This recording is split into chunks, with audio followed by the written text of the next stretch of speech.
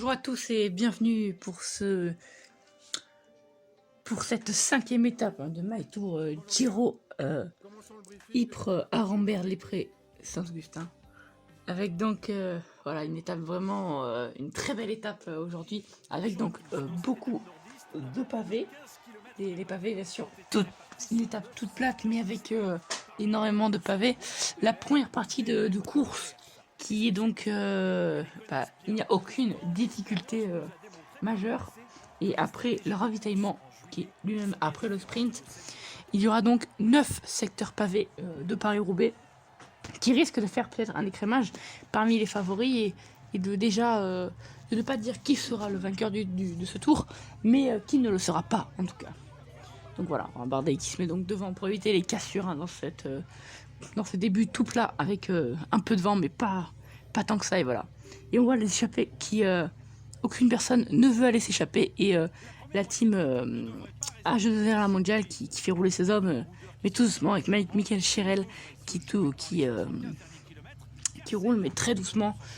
Pour l'instant personne dans l'échappée sur cette course. Voilà, on voit donc un profil vraiment très très plat, aucune difficulté même dans ce début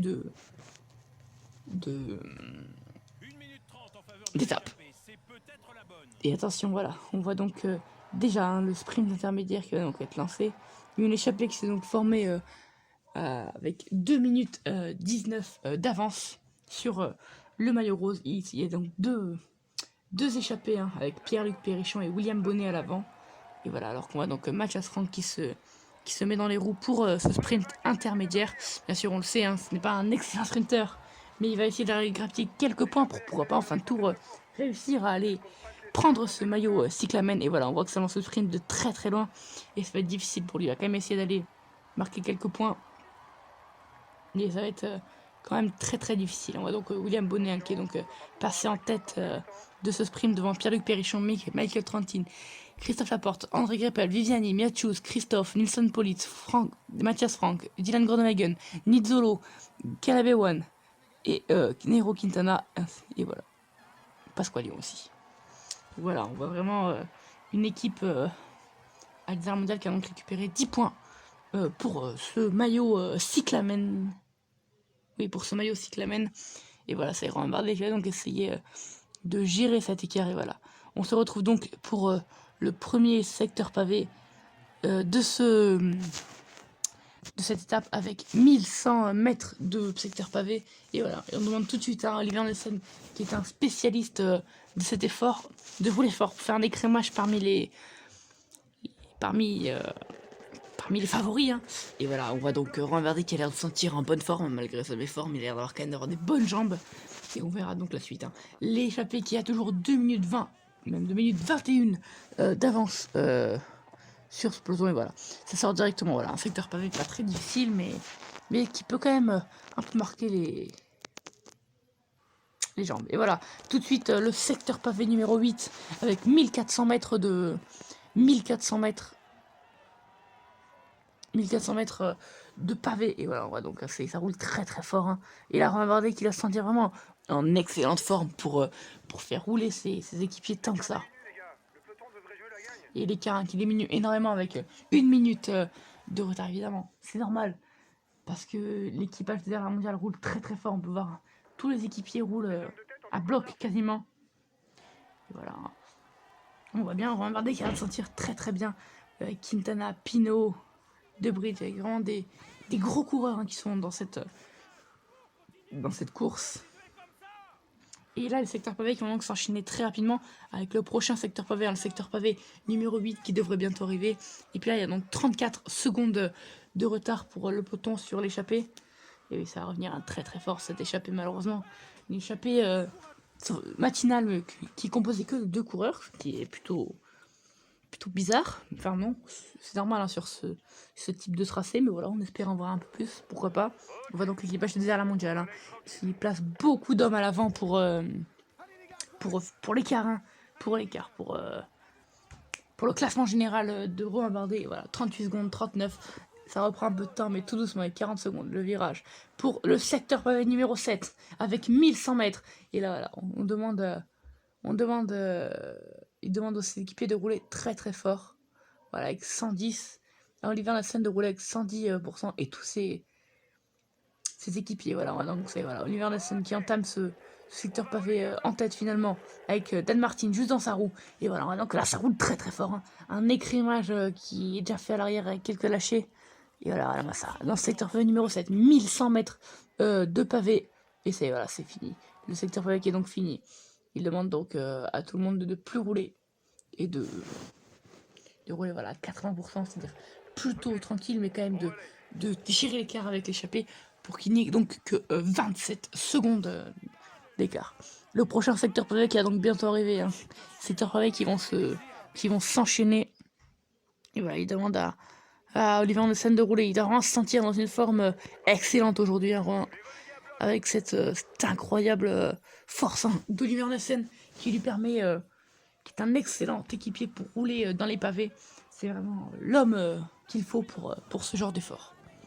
Voilà, on va donc dans la roue tranquillement. Ça roule pas si fort que ça, avec donc 32 secondes de retard. Il y a déjà Paul Ourselin qui est donc lâché de ce peloton. C'est dommage pour lui, hein, mais bon, c'était pas ça, son domaine de prédilection, hein, les pavés, ça c'est sûr. Voilà, 40 secondes d'avance pour l'échappée qui depuis tout à l'heure tient l'écart quand même. Hein. Chile qui se met à rouler quand même malgré le fait que la team AG2R la mondiale roule quand même. Et voilà, on rentame donc le secteur pavé numéro 6 il me semble. Voilà, il redemande à Oliver Nassen de rouler. Et Nils Politt qui est donc parti pour lui sans doute la victoire étape. Il part un peu de loin, mais on s'en souvient de sa deuxième place à Paris-Roubaix. Une très très belle deuxième place. Hein. Il est capable de s'imposer sur des pavés. Et voilà, 1400 mètres de pavés avec Oliver Nassen qui roule très très fort. Voilà. Oh, voilà. Et qui revient sur Nelson Politt. Et voilà. Alors que ça revient sur la route, sur l'asphalte, comme on dit. Et attention, il a. Là, on voit donc Oliver Nassen qui roule à 90%. Vraiment une incroyable performance hein, de Oliver Nassen sur ses pavés à 36 km de l'arrivée. Et ils sont donc à 10 secondes, hein, 10 secondes à l'avant. Il nous restera malheureusement, c'est difficile hein, pour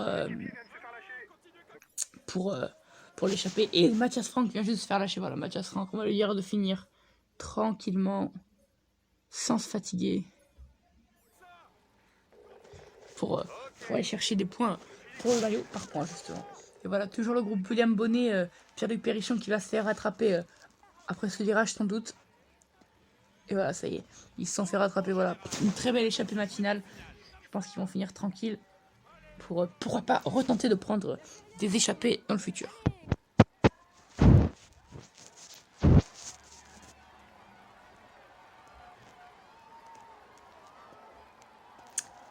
Alors que ça y est, voilà, l'échappée qui a donc été reprise. Et là, ça roule quand même pour faire l'écrémage dans ce peloton. Alors que va bientôt entamer le secteur pavé numéro 5. Et c'est déjà quasiment la moitié des secteurs pavés qui ont été négociés par ces coureurs. Voilà, donc le groupe Viermos qui a donc été lâché, Debucher, Conrad. C'est vraiment beaucoup de dégâts à l'arrière, mais aucun favori, ni le maillot rose d'ailleurs. Le maillot rose, c'est quand même Tige Benoît qui est plutôt fort hein, sur ce type d'effort. Donc il n'aurait pas perdre le maillot aujourd'hui. Mais on ne sait jamais sur une crevaison, sur un problème technique, une chute. Tout peut vite se passer. Et voilà, Oliver Nassen qui reroule fort. Attention, oui. On le sent vraiment fort, on va marder pour demander ça. Et voilà, le secteur pavé numéro 5 avec toujours 1400 mètres de pavé. Voilà, ça roule très très fort, ça roule très très fort à l'avant. On voit donc la team Boransgo pour, j'imagine, Peter Sagan qui va donc essayer de rouler aussi. Voilà, ça, le peloton qui est vraiment très très étiré sur ses pavés. Et voilà, Oliver Nassen qui roule encore une fois très très fort. On pourra le remercier à la fin de cette journée. Hein. Oliver Nassen.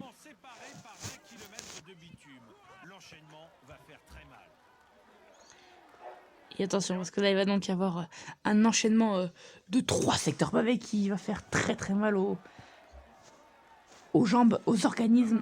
C'est bientôt hein, cet enchaînement de pavés. Et voilà, donc Oliver Nessen de calmer le jeu en avant qu'en vrai, voilà. Romain Bardet qui, à mon avis, a un peu eu les yeux trop plus gros que le ventre, on va dire, hein, pour reprendre ce dicton familier. Et voilà. Le prochain secteur pavé qui va donc être entamé par les coureurs 2400 mètres, c'est 1000 km de plus que le dernier. Et là, ça risque de faire mal à tous les organismes. Et pourquoi pas même voir une sélection par l'arrière pour le leader. Voilà, on va Romain Bardet dans le rouge. Ça, il commence à être dans le rouge. Hein. Il va falloir demander à Oliver Nassen d'arrêter de rouler peut-être pour lui. Ah, il suit, voilà. Il voit qu'à l'arrière, il y a du monde. Il y a du monde à l'arrière. Mais voilà, il va donc tenter de suivre le premier groupe. Il se met, attention, il se met un peu dans le rouge quand même. Ça va être difficile pour lui de tenir. Il va donc les autres le remonter. Ah là, il fait l'élastique à l'arrière. Il fait l'élastique. Et ça y est, Romain Bardet qui est donc lâché du groupe Full Sang. Et on va donc Tige Benoît, voilà, on en parlait tout à l'heure, qui s'est fait lâcher de ce groupe. C'est très surprenant. Voilà. Romain Bardet qui revient à l'arrière. Il revient, voilà. Il revient bien à l'arrière de ce groupe.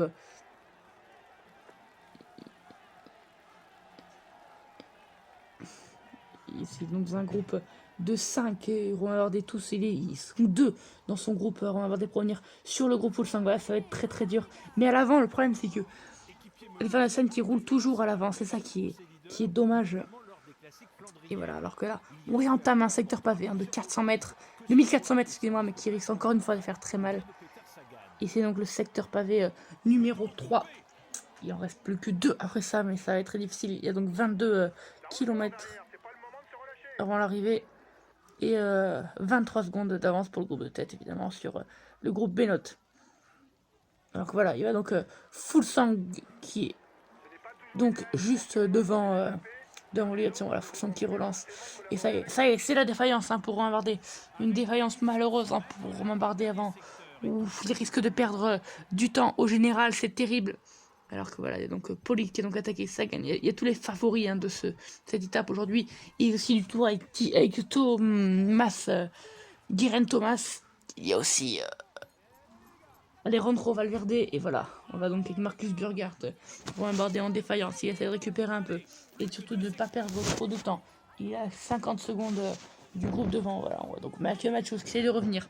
Avec Gianni à côté de Romain Bardet. Ils savent très bien qu'ils ne pourront pas gagner l'étape, mais il va falloir maintenant ne plus perdre trop de temps. Et voilà, on l'a vu que malheureusement Oliver Nassen qui est en train de rouler, voilà, il oublie donc d'attendre Romain Bardet qui est en défaillance à l'arrière. C'est difficile pour lui. Voilà. Alexis Goujard qui va donc essayer de rouler pour ramener Romain dans ce groupe de tête, enfin perdre le moins de temps possible évidemment, mais ça va être très très difficile. Hein. Sur le virage qui peut y avoir des chutes, hein, car il manque quand même beaucoup de lucidité. Et voilà, donc Tige Benoît, Romain Bardet et Val Bossenhagen aussi. Il y a quand même des gros noms sur les pavés. Et voilà, le secteur pavé numéro 2 avec 3700 mètres. Alors là, ça risque de faire très très mal. Hein. On s'organise 3700 mètres. C'est énorme pour un secteur pavé. Et juste à 16 km de l'arrivée, c'est dommage. C'est très très dommageable pour Romain Bardet qui est donc à 37 secondes du groupe défavorisé finalement à l'avant, où il y a toujours Full Sang il me semble. Et voilà, hein, il est obligé de se mettre à bloc pour suivre le groupe et ça va être difficile pour lui. Voilà, donc Thomas de Ghent à côté. Voilà, tout le monde le remonte, ça va pas être agréable de se faire remonter comme ça par tout le monde, mais il est obligé pour ne pas trop se fatiguer. Pour ne pas justement finir vraiment trop loin. Hein. C'est difficile pour lui. Voilà, donc Warren Barguil qui est aussi là. Il y a donc Dan Martin qui est dans le groupe derrière. Et il y a Kruijswijk aussi, qui est donc derrière. Bistrom, Scully, Powell, Tonight. C'est incroyable comment cette étape aura fait beaucoup de dégâts chez les favoris. Alors que voilà, il y a donc aussi Julien Lafilippe voilà, qui est vraiment en défaillance et qui s'est rattrapé par ce groupe qui est maintenant pointé qui est maintenant pointé très très loin plutôt loin de ce groupe avec le groupe Sagan à l'avant qui va donc essayer d'aller chercher la victoire d'étape et juste derrière Full Sang. Attention à ne pas perdre trop de temps. Hein. On se rappelle, il avait déjà perdu lors des étapes lors d'une étape de vallon où ça avait fini Là, il avait juste perdu 1 minute, mais il faut pas perdre plus de temps pour Romain Bardet. À 12 km 5 de l'arrivée, c'est très... C'est dommage. On demande donc de collaborer. Hein, ils demandent de collaborer pour revenir sur ce groupe. Enfin, pour perdre encore une fois moins de temps sur ce groupe de tête. Ce qui est vraiment dommage hein, pour Romain de perdre du temps sur cette étape. Mais il y a différents favoris aussi qui ont perdu du temps.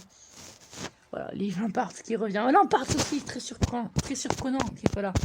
Pour aller aider ses favoris. Voilà, alors qu'elle arrête. Donc, au niveau du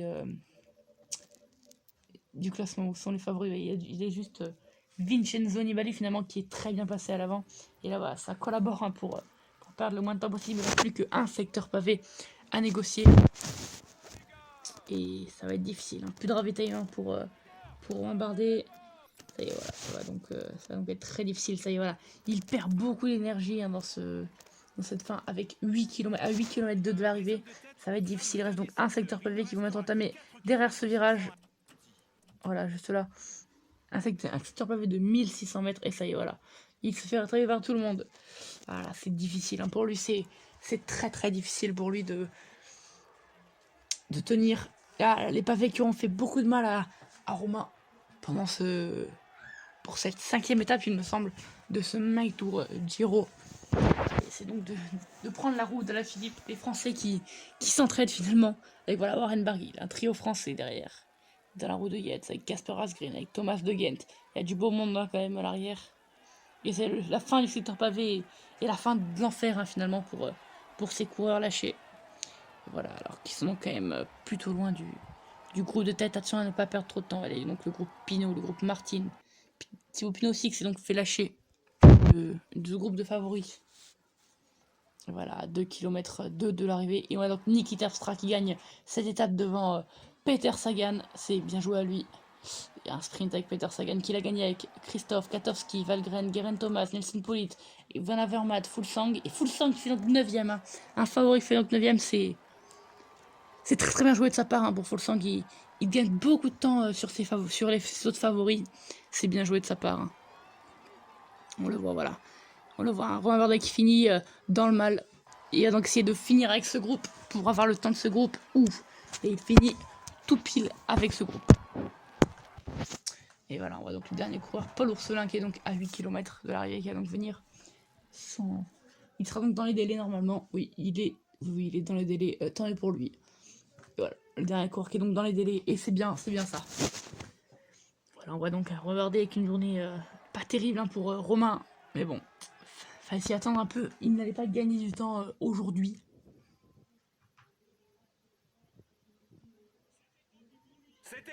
Et voilà, Niki Terpstra qui gagne cette étape. Bravo à lui, vraiment une magnifique étape de pavé. Très bel achat de la Total Direct Energy. Voilà. Mathias Frank qui a donc le maillot par point. Et puis toujours Tige Benoît avec le maillot rose et le maillot blanc aussi, car c'est un jeune. Et c'est dommage hein, pour. Voilà, Universal qui aurait pu essayer de gagner, mais il a aidé Romain Bardet jusqu'au bout, il a aidé son leader jusqu'au bout.